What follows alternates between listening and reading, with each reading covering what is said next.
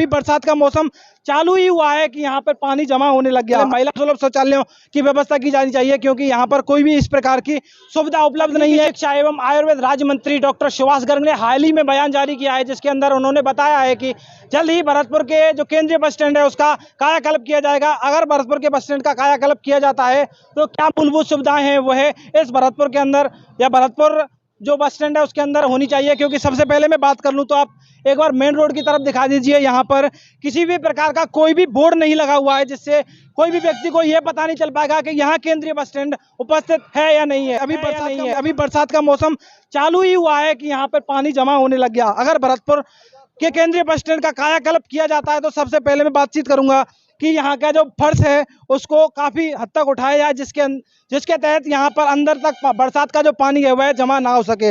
तीसरी मैं बात कर लूँ यहाँ पर जो सुलभ शौचालयों के बारे में बात कर लूँ, सुलभ शौचालय महिला सुलभ शौचालयों की व्यवस्था की जानी चाहिए क्योंकि यहाँ पर कोई भी इस प्रकार की सुविधा उपलब्ध नहीं है जहाँ पर महिलाएं शौचालय कर सकें जाके, क्योंकि यहाँ पर इस प्रकार की कोई भी सुविधा उपलब्ध नहीं है। और चौथी में बात करूँ, चौथी साफ सफाई के बारे में अगर मैं बातचीत कर लूँ तो चारों तरफ एक बार दिखा दीजिए आप, चारों तरफ कचरा ही कचरा जमा हुआ है जिसके अंदर आप देख सकते हैं थोड़ी सी बारिश हुई है, बारिश के अंदर पानी में चारों तरफ कचरा ही कचरा जमा हो गया है। अगर भरतपुर के बस स्टैंड केंद्रीय बस स्टैंड का कायाकल्प किया जाता है तो सबसे पहली और जो मूलभूत सुविधा है वह है साफ सफाई की व्यवस्था सबसे पहले होनी चाहिए। स्टाफ के बारे में अगर मैं बातचीत कर लूँ कि रोडवेज स्टाफ के लिए अगर भरतपुर के बस स्टैंड की कायाकल्प की जाती है तो उनके लिए क्या क्या व्यवस्था होनी चाहिए। जी मैं बता दूं, अभी तक भरतपुर के बस स्टैंड के अंदर जो स्टाफ का कर्मचारी हैं उनके लिए कोई भी प्रतीक्षालय की व्यवस्था यहाँ पर नहीं की गई। अगर भरतपुर बस स्टैंड का कायाकल्प किया जाता है तो सबसे पहले यहाँ पर जो यात्री हैं और जो स्टाफ है उनके लिए प्रतीक्षालय की व्यवस्था की जाए क्योंकि अभी तक यहाँ पर यात्रियों और स्टाफ के लिए कोई भी प्रतीक्षालय की व्यवस्था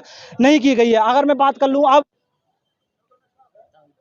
अब मैं बात कर लूँ, ये देख लीजिए आप भरतपुर केंद्रीय बस स्टैंड भरतपुर के अंदर जो होल्डिंग लगा हुआ है, जी हाँ, सरेआम तंबाकू का प्रचार किया जा रहा है। जी हाँ, ये तो आप मान लीजिए कि केंद्रीय बस स्टैंड के अंदर सरकारी जगह है, सरकारी बस स्टैंड है, यहाँ पर तानसेन गुटखा का प्रचार किया जा रहा है। ये देख लीजिए आप, जो फ्रेम में आप देख ही सकते हैं कि जगह जगह पूरे बस स्टैंड के अंदर जो गुटखा है उसका प्रचार किया जा रहा है। बसों पर भी आप इस प्रकार के जो होल्डिंग है वह देख सकते हैं।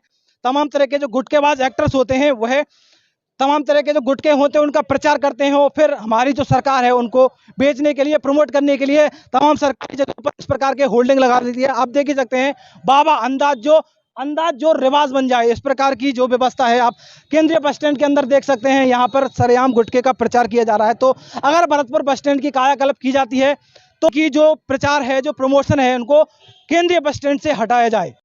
अगर भरतपुर बस स्टैंड का कायाकल्प किया जाता है तो क्या क्या मूलभूत सुविधाएं वो है, ये तो मैंने बाहर की बता दिया। अंदर की बातचीत कर लूँ मैं, भरतपुर बस स्टैंड के अंदर क्या क्या मूलभूत सुविधाएं हैं वह होनी चाहिए। सबसे पहले मैं बात कर लूँ सीसीटीवी कैमरों के बारे में। जी हाँ, सबसे पहले मैं बात करूंगा सीसीटीवी कैमरों के बारे में क्योंकि यहाँ पर इस प्रकार का कोई भी व्यवस्था है तो सही लेकिन फिलहाल बंद की हुई है। अगर भरतपुर बस स्टैंड का कायाकल्प किया जाता है तो सबसे पहले सीसीटीवी कैमरों की व्यवस्था की जानी चाहिए क्योंकि यहाँ पर चोरी की घटनाएं, जेब कतरों की घटनाएं लगातार बढ़ती जा रही हैं जिसके कारण आम जनता काफ़ी परेशान हो जाती है। और अगर मैं बात कर लूँ, अगर केंद्रीय बस स्टैंड भरतपुर का कायाकल्प अगर किया जाता है तो यहाँ पर यात्रियों के लिए एक रेस्टोरेंट की व्यवस्था ज़रूर की जानी चाहिए क्योंकि यहाँ पर इस प्रकार की कोई भी व्यवस्था नहीं है जिसके कारण यात्रियों को बाहर जाना पड़ता है और बाहर के होटलों में खाना खाना पड़ता है। अगर भरतपुर बस स्टैंड का कायाकल्प किया जाता है तो यहाँ पर एक रेस्टोरेंट की व्यवस्था जरूर की जानी चाहिए। और अंदर में बात कर लूँ, हमने एक वीडियो किया था ई मित्र मशीन के बारे में। जी हाँ, यहाँ पर ई मित्र की मशीन की व्यवस्था तो की गई है परंतु यहाँ पर ई मित्र मशीन लगने के बाद लगभग 2 साल हो गए ई मित्र मशीन को लगे हुए, वह इस हद तक खराब पड़ी हुई है कि वह 2 साल से चालू ही नहीं हुई है। तो क्या फ़ायदा है ऐसी मशीन लगाने का। तो अगर भरतपुर बस स्टैंड का कायाकल्प किया जाता है तो ई मित्र मशीन को चालू की जानी चाहिए जिससे यात्रियों को परेशानी का सामना न करना। जनता जनार्दन से जानने की कोशिश करते हैं कि अगर भरतपुर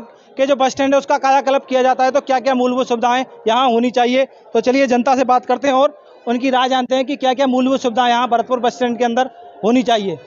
तो बाबा सबसे पहले अपना नाम बताइए। मेरा नाम है सुखनंदन सिंह जी। तो बाबा ये बताइए कि हाल ही में मंत्री जी ने एक बयान जारी किया है जिसके अंदर उन्होंने कहा है कि जल्द ही भरतपुर के जो बस स्टैंड है उसका कायाकल्प किया जाएगा। तो अगर भरतपुर के बस स्टैंड का कायाकल्प किया जाता है तो आपको क्या लगता है कि इस भरतपुर बस स्टैंड के अंदर ऐसी क्या क्या मूलभूत सुविधाएं होनी चाहिए जो अभी फिलहाल में नहीं है। यहाँ भैया होनी चाहिए, पहले नंबर तो गंदगी, सबसे ज़्यादा स्वच्छता की व्यवस्था होनी चाहिए।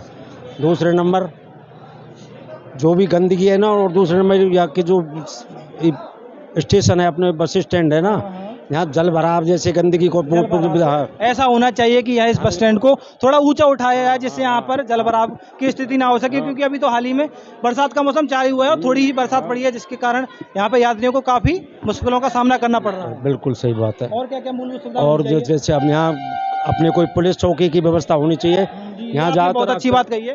पुलिस जी हाँ, पुलिस चौकी की व्यवस्था यहाँ पर जरूर होनी चाहिए, क्योंकि लगातार चोरी की घटनाएं बढ़ती जा रही हैं, तो यहाँ पर एक पुलिस चौकी का इंतजाम भी जरूर किया जाना चाहिए। आप भी कमेंट के माध्यम से जरूर बताएं कि भरतपुर बस स्टैंड के अंदर क्या क्या कायाकल्प मूलभूत सुविधाएं होनी चाहिए, अगर भरतपुर बस स्टैंड का कायाकल्प होता है तो।